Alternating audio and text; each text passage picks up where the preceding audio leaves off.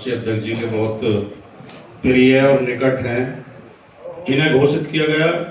फिर एक सप्ताह के बाद समीक्षा और रिपोर्ट और सारी परिस्थितियों को, वो भी बहुत बढ़िया प्रत्याशी हैं, ऐसा नहीं है कि उनकी कोई कमी थी। अब फिर पुनः फाइनल डॉक्टर महेंद्र नागर प्रत्याशी हैं। और सबसे ज्यादा खुशी की बात यह है कि आमतौर पर पार्टियों में जब टिकट वगैरह चेंज होते हैं तो जिसका टिकट बदला जाता है वो विरोध में उतर जाता है, बगावत कर देता है।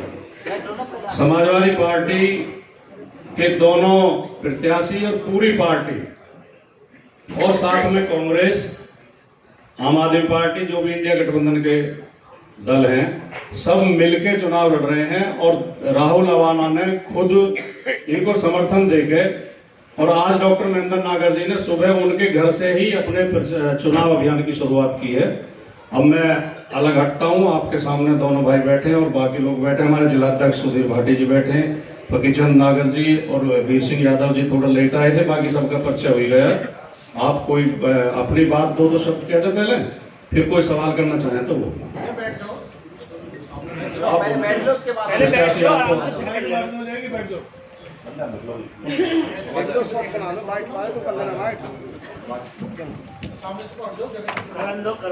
आदरणीय सभी पत्रकार बंधुओं,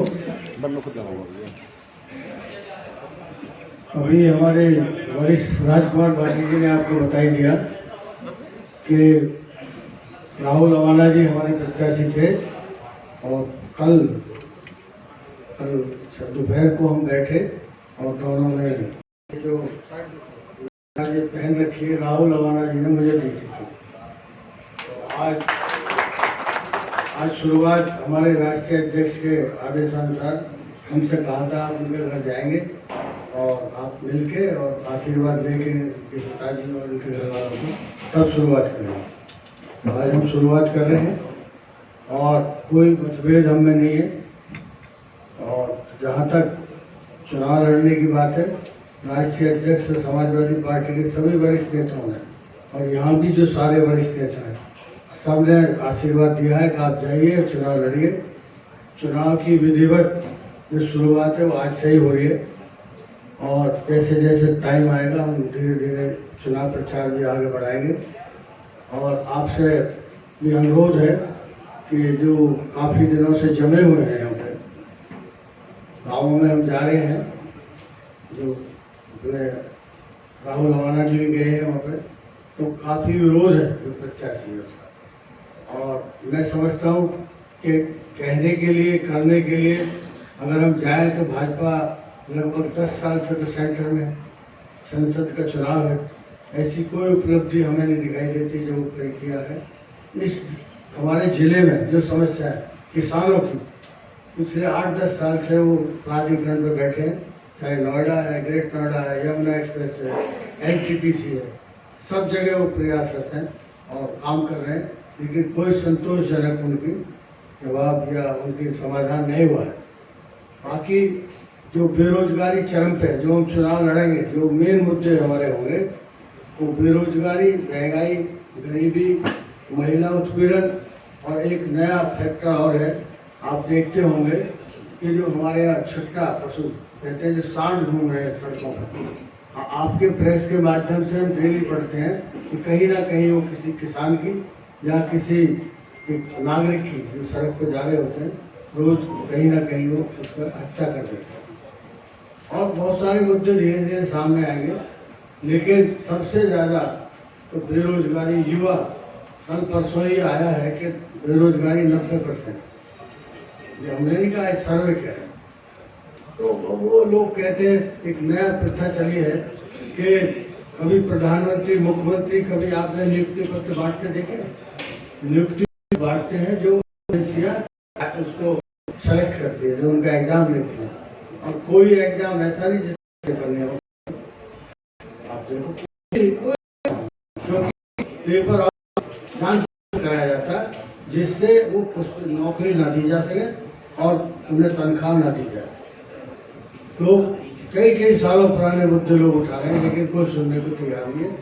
मुद्दा एक ही है कि समाज को बांटो और राज करो। इस तरह की प्रथा समाजवादी पार्टी या उसके सहयोगी दल है वो कोई पसंद नहीं करता। और इन सब मुद्दों पे हम लड़ेंगे। आगे आगे जो भी मुद्दे आएंगे कुछ आप पूछेंगे या हम चलेंगे, हम बताएंगे, आप उन्हें भी हम अपने वरिष्ठ साथियों के साथ मिलकर उनका भी समाधान करने की कोशिश करेंगे। धन्यवाद।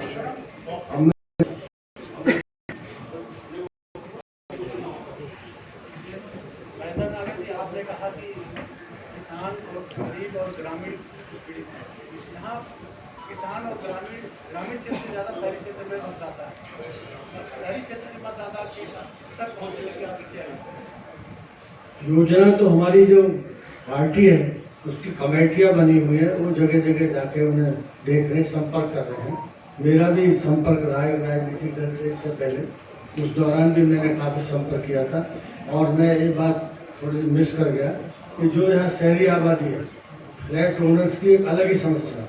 जो हमारे ज़िले में कुछ समस्या ऐसी है जो बुलंदशहर में नहीं है या उससे आगे नहीं है, तो उन पे भी जब राजकुमार जी भी चुनाव लड़े थे तब भी हम सब लोग हो गए। फ्लैट ओनर 10-10 साल से रह रहे हैं, उनके रजिस्ट्री नहीं हुई, उनके बिजली के कनेक्शन में बड़ी अनियमितता है, उनको भी हम प्रायोरिटी से बढ़ाएंगे। और जो हमारा संगठन है जो वहाँ पे उपस्थित है उनको अब सब अलर्ट हमारे जिलाध्यक्ष और दूसरी कमेटियों ने किया, उनसे संपर्क में वो भी ये ढूंढ रहे हैं, उनसे पूछ के आ रहे हैं कि तुम्हारे यहाँ विशेष समस्या क्या है जिसको हम प्रायोरिटी पे उठाएं और आगे भी अपने राष्ट्रीय अध्यक्ष को बताएं, अपनी पार्टी जो कार्यकारिणी है उसे बताएं। मैं समझता हूँ उसमें भी आप देखेंगे आने वाले समय में हम काफ़ी सफल होंगे।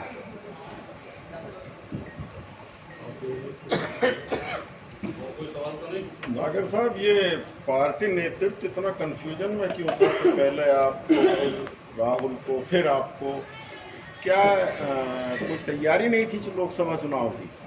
ये तो हाईकमान के निर्णय है, इस पर शायद मैं कमेंट नहीं कर पाऊंगा। अब वो तो वो जाने वो क्या सोच है, लेकिन अब उन्होंने फाइनल कर दिया है। हम दोनों साथ साथ बैठे हैं और साथ साथ बैठ के हम लड़ाई लड़ेंगे और विजयी भी बनेंगे, ये हम आपको भरोसा दिलाते हैं। धन्यवाद। ये दो दावेदारों की तरफ से पार्टी नेतृत्व के पास जो फीडबैक दी गई, तो ये दो पार्टी दावेदारों में अलग अलग फीडबैक कैसे चली गई? कि यहाँ पर जो जिला समन्वय है आपस में समन्वय नहीं था जो इस तरह की दो अलग अलग फीडबैक वहाँ पहुँची थी? ये जो सारे प्रत्याशी से मत पूछो आप, ये पार्टी का अंदरूनी मामला है कि क्या रिपोर्ट गई, क्या विश्लेषण हुआ, उसे हम ओपन नहीं कर सकते। निर्णय ये है कि डॉक्टर महेंद्र नागर चुनाव लड़ेंगे। पार्टी जी, इंडिया गठबंधन की आपने बात करी तो कांग्रेस से यहाँ पे कोई नहीं है। राम कुमार तंवर महानगर अध्यक्ष हैं और वो जिला अध्यक्ष जी की तबीयत खराब है, उन्हें भी आना था। कांग्रेस पूरी साथ है, साथ रहे। राम कुमार भाई खुद घोषणा कर देंगे कांग्रेस की ओर से। नमस्कार साथियों, मैं राम कुमार तंवर, नोएडा कांग्रेस अध्यक्ष। हम लोग अपनी पूरी कमेटी के साथ जो हमारे इंडिया गठबंधन के प्रत्याशी हैं डॉक्टर महेंद्र नागर जी, उनका पूरा समर्थन हम लोग करते हैं। और शहरीकरण की बात, जैसे अभी एक पत्रकार साथी हमारे कह रहे थे, क्योंकि हम नोएडा से आते हैं और नोएडा के अंदर बायर्स की जो फ्लैट बायर्स की जो समस्या है उसको हम प्राथमिकता से उठाएंगे। वहाँ जो महिला सिक्योरिटी की जो समस्या है उसको उठाएंगे। सोसाइटियों में जो समस्या है उन समस्याओं को लेके हम रोज महंगाई के मुद्दों पे और जो सोसाइटी की जो समस्या है, आपने देखा होगा कि आए दिन वहाँ नए नए कई ऐसे समस्या उत्पन्न हो रही है नोएडा के अंदर, जिनको शासन प्रशासन समाप्त करने में विफल रहा है। हम लोग पूरी मजबूती के साथ डॉक्टर साहब के साथ हैं और हमें विश्वास है कि इस बार इंडिया गठबंधन का सांसद यहाँ से बनने जा रहा है। धन्यवाद। भाटी जी, एक सवाल है, प्रत्याशी जी से या हमसे? कोई भी दे दो। जो भाजपा के सांसद हैं और जो प्रत्याशी भी हैं, उन्होंने कहा है कि वो इस बार 5 लाख वोटों से जीतेंगे। उनका आत्मविश्वास तो माना जा सकता है। आप लोग कह रहे हैं आप उन्हें टक्कर देंगे।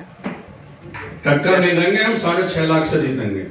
पक्का? 5 लाख से कह रहे हैं? हाँ, नहीं 6.5 से हम जीतेंगे। जीत के दिखाएंगे या खाली जीत हैं? तो देखो भैया, आप दिखाएंगे। ठीक है। पार्टी जी, भारतीय जनता पार्टी के प्रत्याशी गाँव जा चुके हैं, 70% गाँवों को कवर कर चुके हैं किसी न किसी जरिए। बिल्कुल। आपकी तैयारी आज शुरू हो रही है, जिसमें भी आपका ये मतभेद आ है। आज प्रत्याशी वो है अवाना जी, कल महेंद्र नागर जी हैं, वोटरों में आत्मविश्वास भी खत्म हुआ है उसका, तो किस तरीके से कवर कर पाओगे आप चुनाव? देखिए, सबसे पहले मैं धन्यवाद देना चाहता हूं सभी पत्रकार बंधुओं का। चुनाव, किसी भी चुनाव को केवल प्रत्याशी नहीं लड़ता, संगठन लड़ाता है। हमारे संगठन की बहुत पहले से तैयारी और गांव-गांव घूम चुके हैं। फर्क इतना है कि जो भाजपा के प्रत्याशी है उनका विरोध हो रहा है गाँव में, और हमारे प्रत्याशियों का स्वागत हो रहा है, हमारे संगठन का स्वागत हो रहा है, इतना फर्क।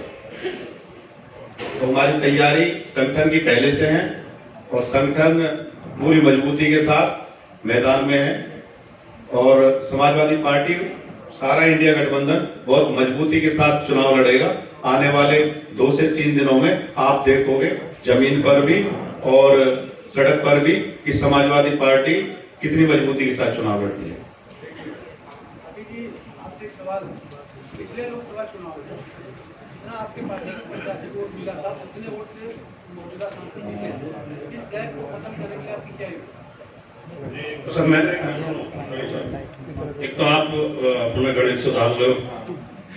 कौन से चुनाव पिछले कर रहे हो? 19 की।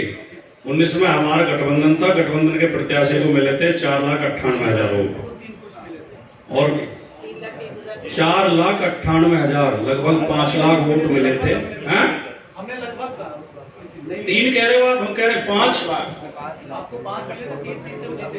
हाँ, 3-20, इन्हें मिले थे 8-20, तो 5 लाख से कहाँ जीते थे? पिछली बार लोग बहकावे में आ गए थे, अब इनकी असलियत समझ चुके हैं। आप 2 पार्टी पार्टी दो मतदाता, जो पार्टी, दोनों पार्टियों का जो वोट बैंक है वो अब भी साथ है।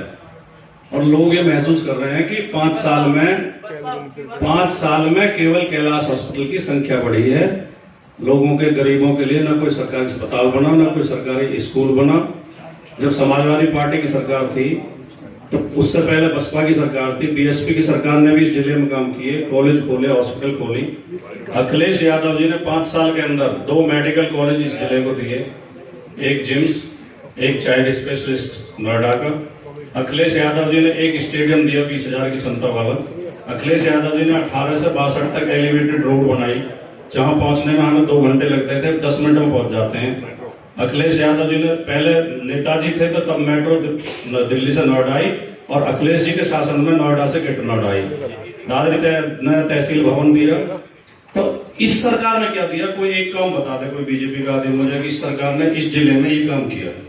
एक भी काम, जैसे मैंने ये गिनवाए, एक काम कोई बता दे तो बीजेपी का कार्यकर्ता के। देहात के लिए, अभी तो ये शहरी बात हो गई, देहात के लिए किसानों का मुख्य मुद्दा होता है मुआवजा। अखिलेश यादव जब आए थे तो 8 लाख रुपए से बढ़ाकर 35 लाख गेट नोएडा में किया और 50 लाख नोएडा में किया। और जो 4% के प्लॉट किसानों को मिल रहे थे, लगातार मिल रहे थे। 64% जो मुआवजा हाईकोर्ट का आदेश था वो मिल रहा था। जो आवासीय योजना आती थी उसमें 15% किसानों को कोटा होता था। बीजेपी की सरकार ने तीनों चीज खत्म कर दी। अब न किसी को 4% प्लॉट मिल रहे हैं, न आवासीय स्कीम में कोई कोटा है, और न किसानों को 1 रुपया भी मुआवजा बढ़ाया। तो मुद्दे, वीपी सिंह जो देश के पूर्व प्रधानमंत्री थे, वो कहते थे आदमी नहीं लड़ता, मुद्दा लड़ता है। तो मुद्दे हमारे पक्ष में है, मुद्दों पे चुनाव होगा। बसपा की तीव्र चुनौती, बसपा इस बार अलग से लड़ती है। सब लोकतंत्र में सब एक दूसरे के लिए चुनौती होते हैं। हम ये तो वो बताएंगे कितनी बड़ी चुनौती है, लेकिन हम बहुत मजबूत हैं, हम ये कह सकते हैं। क्या बसपा के आने से अब की बार चुनाव त्रिकोणीय होगा? संभव है, तो पता चलेगा। मोदी जी, पिछले चुनाव में रालोद आपके साथ थी, आपको बहुत मजबूती मिली थी।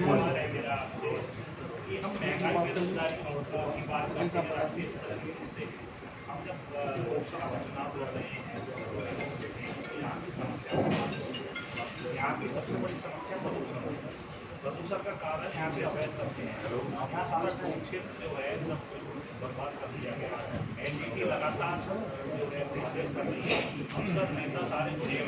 पिछले कार्यकालों में हम बसपा को देख चुके हैं, शास्त्री सपा को देख चुके हैं, भाजपा को देख चुके हैं। इस मुद्दे पर कोई बात नहीं होती।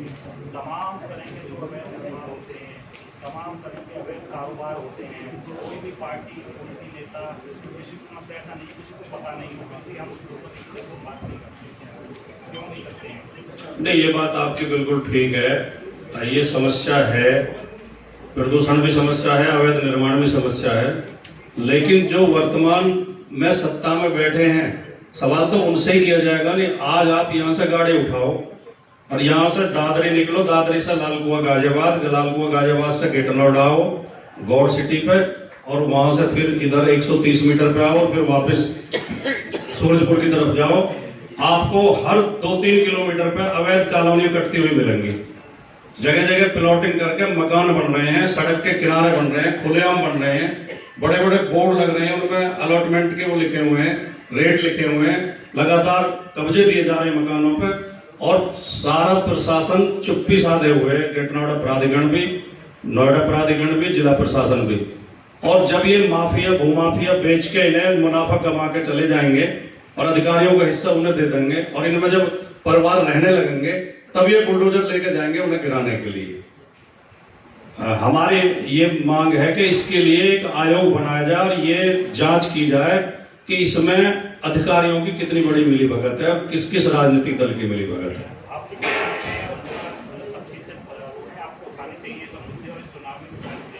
नहीं, हमने पहले भी उठाया, ये पार्टी ने, समाजवादी पार्टी ने, अब भी कह रहे हैं हम इस मुद्दे को प्रमुखता से उठाएंगे। ये एक महत्वपूर्ण मुद्दा है। मौर्य जी, पिछले चुनाव में रालोद आपके साथ थी, आपको बहुत मजबूती मिली थी, इस बार नहीं है, नुकसान होगा कि नहीं होगा?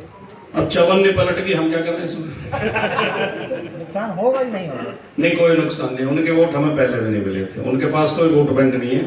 जिस वर्ग पे वो दावा करते हैं उस वर्ग के ज्यादा वोट चुनाव में भी बीजेपी को गए थे, लोग विधानसभा चुनाव में भी गए थे, कोई फर्क नहीं पड़ेगा। जो हमारी पार्टी की नीतियों से खुश है वो हमारे साथ जाने के बाद भी बदलेंगे। किसान जो वर्ग है, किसान और मजदूर गरीब वर्ग समाजवादी पार्टी के साथ है।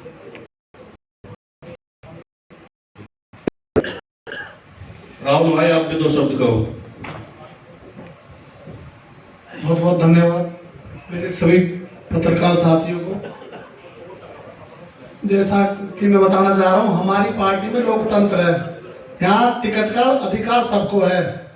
इसमें अपने राष्ट्रीय अध्यक्ष जी से कोई भी जाके अपील कर सकता है, हमें टिकट चाहिए। बीजेपी की तरह ना एक बार में जो 2 फाइनल कर देंगे गुजराती, वो ही ना होगा। यहाँ तो सबको अधिकार है। मुझे आशीर्वाद दिया तो पूरी पार्टी मेरे साथ खड़ी थी। आज हम डॉक्टर साहब के साथ है, डॉक्टर साहब को बोला, वो हमारे बड़े हैं। पूरी तन मन धन से हम, पूरी पार्टी हमारी, और हमारी लड़ाई आपस में ना, हमारी लड़ाई बीजेपी से है। मैं ये पूछना चाहूं इस 10 साल में करा क्या है? एक पत्रकार साथी अभी गुजरे कॉलोनी में, ये कॉलोनी में तो बेचारे गरीब बसे हैं, इनकी कॉलोनी में मत ढाओ, कॉलोनी क्यों इनकी ढहेंगी? भी तो बेचारे नोएडा अथॉरिटी हमारे आबादी के मामले में तो सुन ले, क्यों बिल्डोजर चलेगा कॉलोनी में? ये कोई पाकिस्तान से ना है, कॉलोनी में भी जो आए हैं यहाँ से ही आए हैं। हमारे जो किसानों के मुद्दे 3 साल से नोएडा अथॉरिटी के बाहर हम बैठे, एक भी किसान का इन्होंने, हमारी जब 8 साल पहले सरकारी माननीय राष्ट्रीय अध्यक्ष अखिलेश यादव जी ने सेक्टर 5% के प्लॉट किसानों को दिए। आज 8 साल में 5% का प्लॉट नहीं दिया, आबादी का कोई निस्तारण नहीं किया, और किसानों पे FIR करते हैं। अपने जो इनके कॉर्पोरेट के दोस्त हैं, उन्हें रातों रात 100 एकड़ जमीन लैंड पार्सल दे देते हैं, उनको देने के लिए, किसान को देने के लिए। इन पे ऐसे आज 2 साल से NTPC पे किसान बैठे हैं, एक भी मांग पूरी करी है उनकी। हम उनसे पूछते हैं कम से कम और CSR का पैसा ही लगा दो हमारे जिले में जो NTPC के किसान हैं, लेकिन ये कुछ नहीं करेंगे। इतने युवा मेरे सभी जिले के बेरोजगार घूम रहे हैं। मैं डॉक्टर महेश शर्मा से पूछूंगा, 15 अपनी हॉस्पिटल बना दी, मेरे लोकल जिले के युवा ने कितने रोजगार अपनी हॉस्पिटल में दिए उन्होंने। और दुनिया भर की मल्टीनेशनल कंपनियां, अगर सरकार चाहे तो क्या बेरोजगारों को नौकरी नहीं दिला सकती? कई लाख पद हमारे यूपी में खाली पड़े, क्या दे नहीं सकते? मैं तेजस्वी यादव का वहां धन्यवाद करूंगा, अगले ने 17 महीने में 30 लाख सरकारी नौकरी दी है। ऐसे ही अगर हमारे डॉक्टर साहब मजबूत करो, हम ऐसी नौकरी दिलवाएंगे जब सरकार बनेगी हमारी। बस भोजन पे चला बाइट कर लें, बाइट कर लें, बाइट कर लेते हैं।